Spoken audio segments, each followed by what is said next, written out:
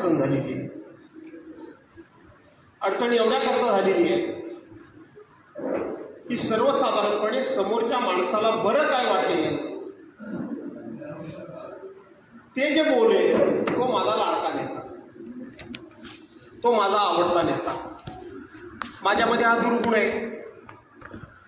मला बरं काय वाटेल यापेक्षा मला खरं बोलायची सवय. त्यामुळं माझी पंचायत झाली आहे. पण ती पंचायत माझी मी एक 5 मिनिटं भाषण करून या ठिकाणी मी दूर करणार आहे.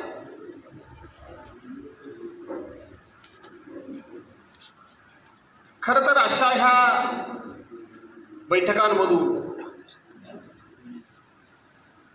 एक संतांनी आपल्याला वचन सांगितलेलं आहे की ज्या ठिकाणी विषाद आहे त्या ठिकाणी विकास आहे. जर आपल्याला विषाद वाटला, जे घडलंय, जे चाललंय, जे चालू आहे, जे घडून गेलं, त्याच्याबद्दल जर आपल्या हातून काही कळत नकळतपणे चुका झाल्या असतील किंवा जाणीवपूर्वक जर चुका झाल्या असतील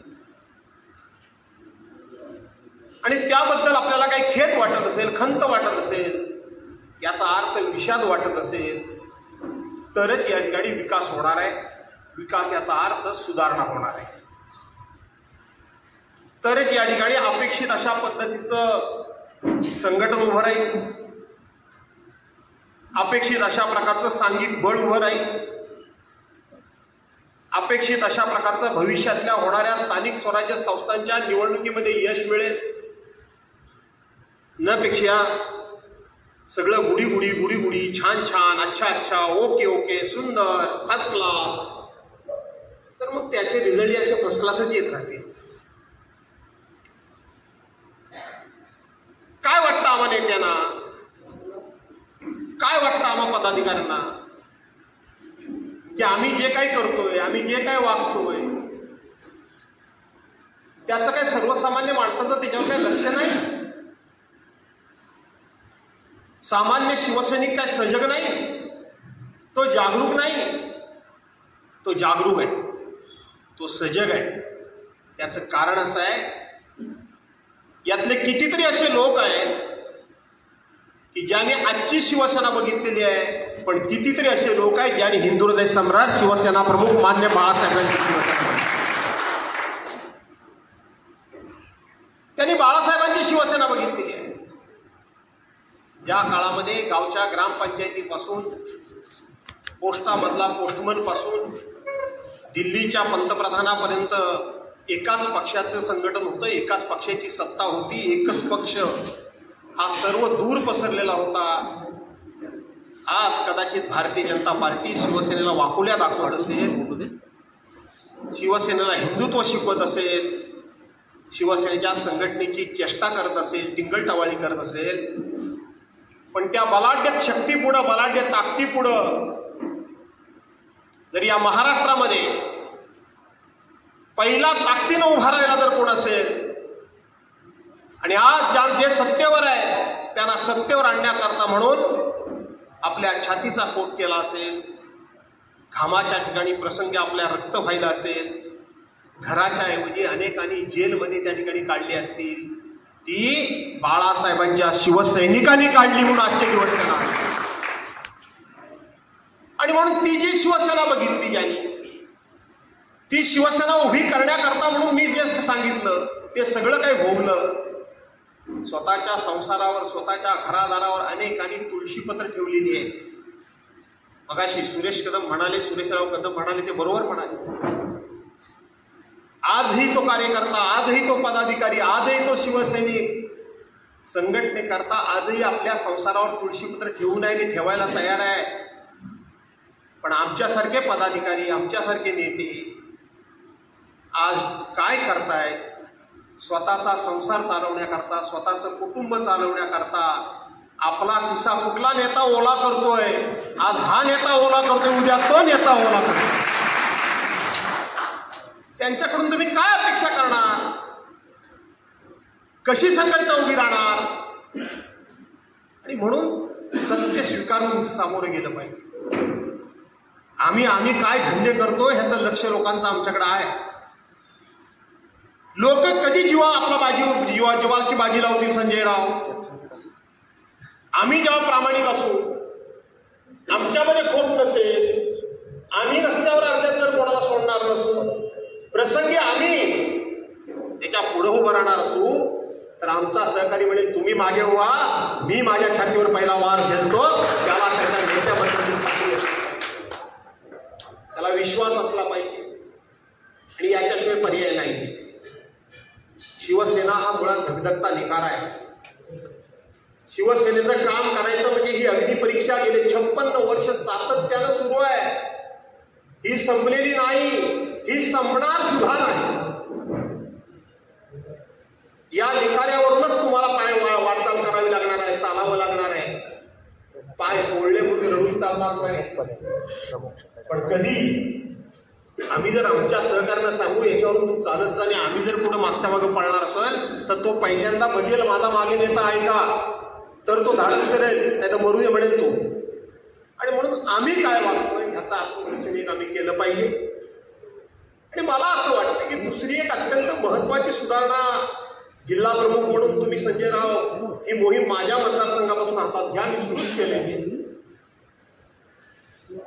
पूर्वीच्या काळामध्ये आमचा शाखा प्रमुख जो होता ना, एक शाखा प्रमुख गावचा, त्या गावच्या शाखा प्रमुखाचा जो रुबाब होता तो आता गावच्या शाखा प्रमुखाचा रुबाबच नाही. त्याला मुळात मी शाखा प्रमुख आहे की नाही हेच माहीत नाही. कालच्या निवडणुकीमध्ये किती शाखा प्रमुख ऍक्टिव्ह होते, किती जण ऍक्टिव्ह होते?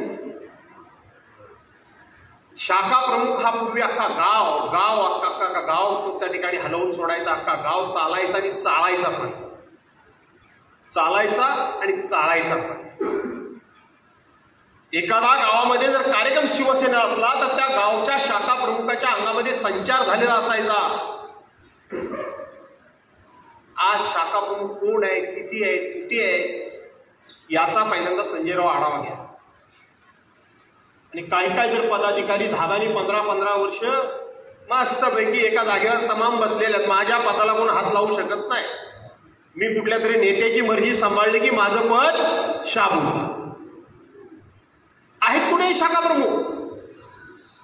दुसरी गोष्ट जमलं तर बघा आपण काय केलं, शाखा प्रमुखाचं महत्वच कमी करून टाकलं. प्रत्येक वार्डामध्ये शाखा प्रमुख. ठीक आहे, एक मतदान केंद्र वाईज जर शाखा प्रमुख असेल तर समजू शकतो. सावर्ड्यासारखं गाव आहे, तिथं 6 बूथ आहेत, 6 शाखा प्रमुख नेमा. हिरडीसारखं गाव आहे, तिथे 7 किंवा 8 बूथ असतील, तिथे शाखा प्रमुख नेमा. शिरगावला मला वाटतं सुधीरभाऊ 3 बूथ असतील, 3 शाखा प्रमुख नेमा. अलोऱ्यामध्ये 3 असतील, 3 नेमा. पोपळीमध्ये मला वाटतं 4-5 बूथ असतील, तिथे 4-5 नेमा. पण ज्या गावामध्ये 100-150 मतदान आहे तिथेही 3 शाखा प्रमुख. तो कशाला मारायला सांगेल मी शाखा प्रमुख आहे म्हणून? 150 मतांचे 3 शाखा प्रमुख आहेत का नाही गावागावातला? हा जो कन्सेप्ट आहे ना हा चुकीचा आहे. पूर्वी तो छाती अशी कॉलर उडवून सांगायचा, किस्सा त्याचा रिकामा असायचा, पण तो कॉलर उडवून सांगायचा निळकंठराजे मान हलवतायत, बरोबर आहे ना? काय गंगारामला बरोबर आहे ना? मी गावचा शाखा प्रमुख आहे, तुम्ही शाखा प्रमुख होते पहिले, मी गावचा शाखा प्रमुख आहे. तो तिथल्या सरपंचाला सुद्धा त्यावेळेला असा काही त्याला रुबाब असायचा की तिथला सरपंच सुद्धा मान खाली घालून असायचा, मान खाली घालून असायचा. आणि म्हणून त्याचा एकदा रिव्ह्यू घेतला संजयराव तालुका आपले जिल्हा प्रमुख म्हणून तुम्ही रिव्ह्यू घ्या आणि एकदा त्याचा निश्चित स्वरूपाचा कार्यकालात ठरवून टाका. पूर्वी साधारणपणे एका पदावर एक शाखा प्रमुख 3 वर्ष राहिला की दुसऱ्या शाखा प्रमुखाला संधी मिळायची. आणि म्हणून दुसरा शाखा प्रमुख संधी मिळण्याकरता स्पर्धा करायचा, तो कामाची स्पर्धा करायचा की मला आता पुढचा चान्स मला मिळाला पाहिजे. दोघे तिघे रेसमध्ये असायचे. आता शाखा प्रमुख झाला किंवा कोण पदाधिकारी झाला की त्याला माहित आहे त्या जो कोणी इच्छुक असेल कशाला मी मरू, हा आता कायमचा बसला 10 वर्ष बघायलाच नको, हा त्यांनी नांगर टाकलाच होता. आणि म्हणून त्यातली जी काही ईर्ष्या होती, एक स्पर्धा होती, त्याच्यामध्ये एक जिद्द होती, ती संपली. आणि म्हणून याच्याकरता निश्चित स्वरूपाचा कार्यकाल करता आला तर बघा, त्याचा फायदा निश्चितपणे होईल. आणि तिसरी गोष्ट, गावागावातनं आपण आपले सरपंच व्हावेत म्हणून आपण खूप ताकद लावतो.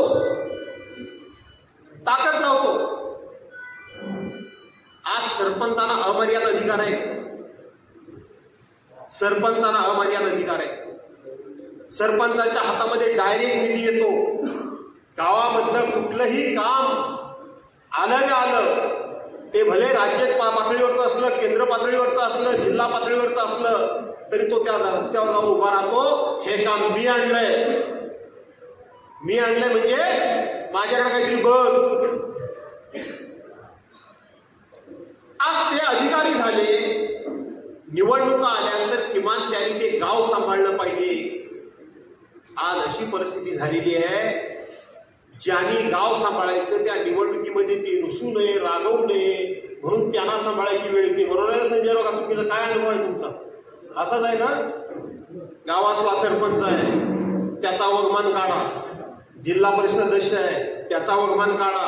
पंचायत समिती सदस्य, वगमान म्हणजे समजतंय ना तुम्हाला का नाही समजत आहे? त्याचा काढा, शाखा प्रमुखाचा काढा.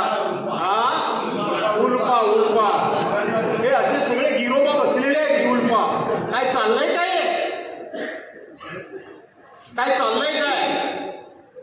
त्या पदावर गेल्यानंतर त्या पदाची ही जबाबदारी नाही. त्या शाखा प्रमुखाची, ती विभाग प्रमुखाची, त्या सरपंचाची, त्या उपविभाग प्रमुखाची, विभाग प्रमुखाची, तालुका प्रमुखाची, संपर्क प्रमुखाची, जिल्हा प्रमुखाची आणि आमच्यासारख्या आमदारांची सुद्धा ही जबाबदारी नाही. कर्तव्याची जाणीव करून देणं गरजेचं आहे. केवळ हक्क, माझे हक्क काय एवढंच फक्त आता आम्हाला माहिती झालंय. आमचं कर्तव्य काय हे आम्हाला माहीत नसल्यामुळं ही अधोगती थांबवणं आता कठीण जाणार आहे. जरा काय बोललं की तो रुसायला मोकळा, केलं काय नाही तो प्रामाणिकपणे कबूल करत नाही. तर बा माझी चूक झाली म्हणून मला कोणतरी बोलला हे मान्य तो करायला तयार नाही. माझा अपमान झाला, माझा अपमान केला. अरे पूर्वी नेते असे आम्हाला हडीस करायचे. एक नेते मी आता नाव घेत नाही, बिचारे हयात पण नाहीये. नुसतं ते कोणाकडे वस्तीला असतील तर राहायला गेलो तर हाकलून लावायचे. तुम्हाला लाज वाटत नाही का इथे येतात ते? पण पुन्हा निसंगासारखं, निर्लज्जासारखं पक्षाचं काम घेऊन पुन्हा असतील तिथं जायचं. आता नुसतं बघितलं नाही म्हणजे ह्याने बघितलं नाही तरी चालेल, पण आमदारांना खासदारांना बघितलं नाही हल्ली जरा मस्ती झाली. आता बघतच नाही आमच्याकडे, म्हणजे त्याचं लक्ष नसलं तरी चालेल. आणि म्हणून कर्तव्याची जाणीव करून देणं महत्वाचं आहे. इतर पक्ष आणि शिवसेनेची थाटणी वेगळी आहे, याची जाणीव करून देण्याची गरज आहे. आणि म्हणून आम्ही काय करतोय, आम्ही काय उद्योग करतोय, आम्ही कुठून काय वसुली करतोय याच्यावर लोकांचं लक्ष आहे. व ते म्हणतात जर तो वसुली करतोय तर मी खिशातले कशाला घालू.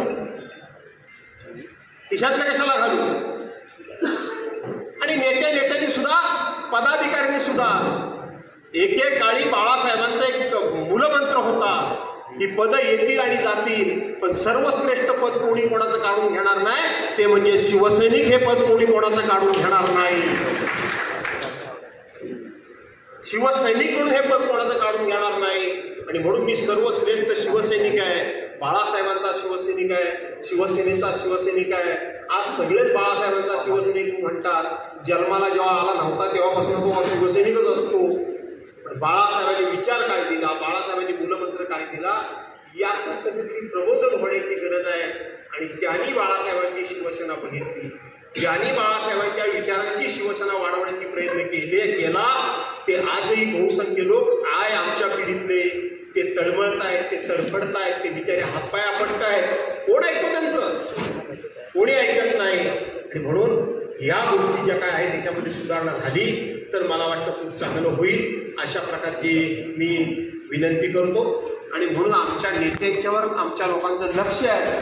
हे नेत्यांनी समजून, नेत्यांनी आता आमच्या सगळे पदाधिकाऱ्यांनी हे समजून जावं की आमच्यावर कोणाचं लक्ष नाही आहे, आम्ही काय करतोय. मग ते तोंडावर बोलत नसतील, कारण प्रत्येकाला बरं काय वाटेल हे बोललं की चांगलं आहे, पण त्याला खरं काय तेही त्याला माहिती आहे याची जाणीव ठेवावी. आणि पदांचं म्हणजे शाखा प्रमुख वगैरे ह्या पदांचा कालावधी मला वाटतं जर निश्चित केला तर तेवढ्या कालावधीमध्ये ते काम करण्याकरता स्पर्धा करतील. त्यापेक्षा आता आपल्या पक्षाची जवळजवळ काँग्रेसच झाली, जवळजवळ काँग्रेस झाली. वेदना होता हे बोलताना.